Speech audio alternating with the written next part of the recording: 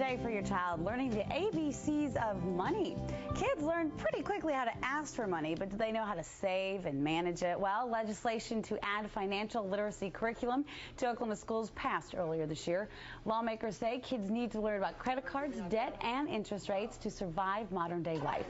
Financial diva Victoria Woods is joining us, and this was something I know you were actively supporting. And tell me why you think these money classes are so important.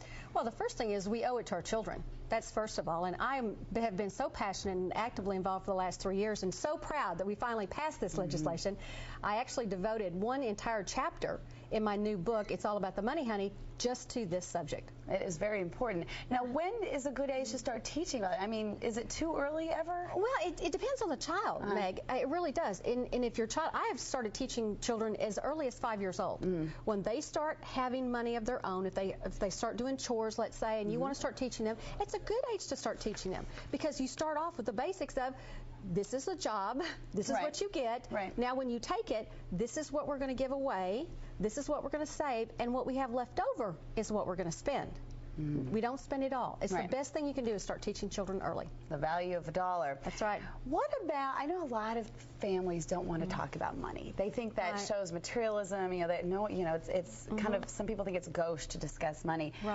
First of all, is that true? And second of all, should parents air their dirty laundry, financial dirty laundry in front of kids? Depends on how dirty it is, I'm sure. First of all. But I think it's very important for families to sit down and discuss money. It's a family issue. So if we're going to take a trip, we plan, you can sit down and discuss where we're going to go and what we, life is full of choices. It's not we can't afford, it's what do we choose to do with our money. So it's a good discussion to have with your children, I believe. So that they do have control over what they do, but they also have to know that it isn't free. Yes, as a matter of fact, and just recently a young lady told me, she says, I never want to live. She's 14 years old. She says, all I hear at home is, we can't afford, we can't afford. And I said, no, wait just a second, that's not necessarily true. What it is that you can afford whatever it is you want, but you have to make choices. You can't have it all. That's a basic thing. What about grandparents? Can they play a role in money matters? Well, the older grandparents, yes, they can, because they were the age of saving.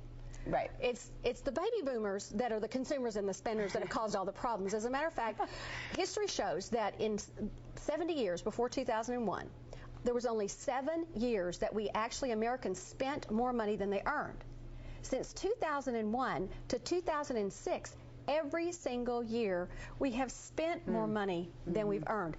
It doesn't take a rocket science to figure that out. That's a bad thing. Very bad thing. No, that's a very good point. Well, there's so many things we could talk about. We're actually out of time.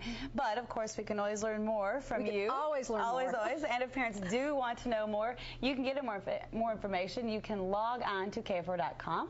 We provide a link to Victoria's website, thefinancialdiva.com. And we appreciate you being here. Oh, well, thank you for having me. It's always a pleasure. Always learn so much. It's great.